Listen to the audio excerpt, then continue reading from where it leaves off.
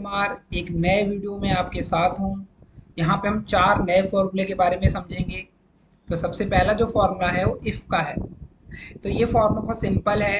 हमने एक data create किया है जिसमें हमने नेम ले लिया है एलन, बॉब और कॉरल। सेल्स में इन्होंने जो कंपनी के लिए सेल्स कराया 1000, 6000, 2000। इन्हें टारगेट दिया गया था 5000, 5000 और 4000 का।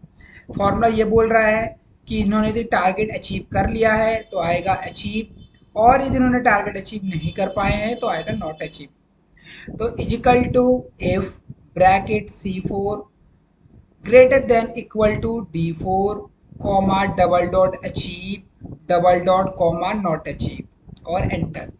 इसका टारगेट अचीव नहीं हुआ है क्योंकि इसको टारगेट दिया गया था 5000 का, उसने सेल्स करा है 1000।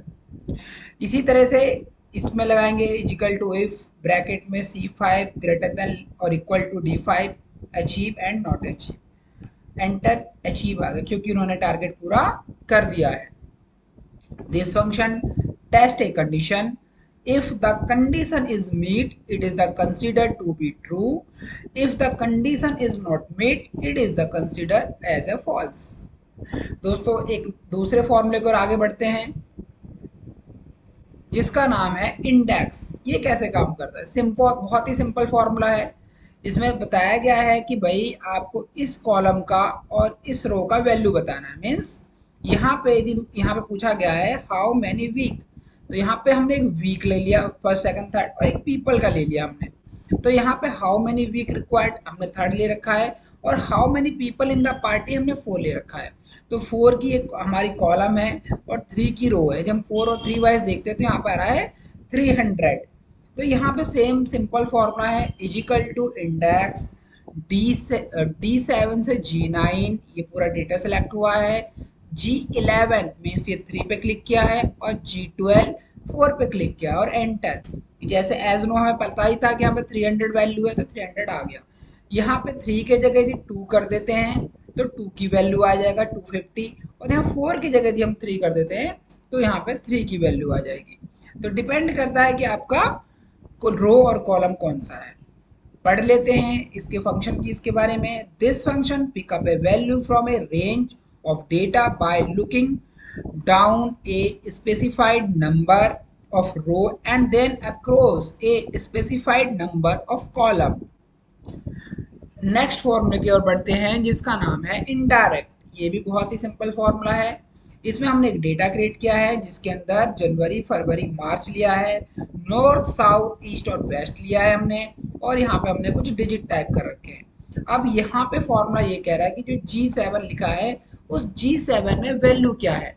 यदि हम देखें तो G और इधर से 7, तो इसके अंदर जो वैल्यू है G7 के अंदर हमारा 110 वैल्यू है।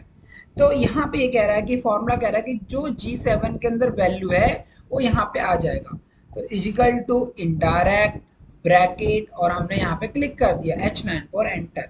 तो वहाँ पे 110 की वैल्यू है ऑलरेडी। यहाँ पे यदि हम G7 के जगह G6 कर देंगे तो यहाँ पे G6 की वैल्यू आ जाएगी। G6 की वैल्यू क्या है? 80 वैल्यू है। ये फंक्शन कैसे काम करता है?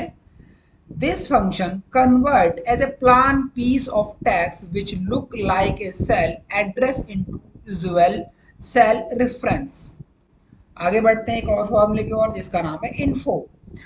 ये क्या काम करता है दोस्तों? ये इंफॉर्मेशन बताया गया आपका लैपटॉप या डेस्कटॉप की, और this function provide information about the operating environment of the computer. तो सिंपल फॉर्मूला है इजिकल टू इन्फो ब्रैकेट में डायरेक्टरी और एंटर। तो यहाँ आ गया C oblique user oblique Sumit oblique one drive oblique जहाँ पे सेव है जिस नाम से। ऑपरेटिंग सिस्टम पता करना है इजिकल टू इन्फो और OS वर्जन और एंटर। विंडो 64 बिट है। रिकैलकुलेशन रिकैलकुलेशन क्या पढ़ेंगे, इसे पढ़ने में नहीं आ रहा है। Recalculation mode. Recalculation mode. तो यहाँ पे सिंपल फॉर्मूला है इजिकल टू इन्फो और ब्रैकेट में रिकॉल एंड ब्रैकेट क्लोज और एंटर। तो दोस्तों ये फॉर्मूला आपके सिस्टम के इंफॉर्मेशन प्रोवाइड करता है। तो ये 4 फॉर्मूले हमने छोटे छोटे से, बहुत ही इजी फॉर्मूला है, करके देखिए। आप लोग को यदि कोई भी दिक्कत लग रहा है तो आप कमेंट में पूछ सकते हैं। और हमारे इसी तरह के और वीडियो यदि आप चाहते हैं तो हमारे चैनल को सब्सक्राइब करें। Thanks for watching.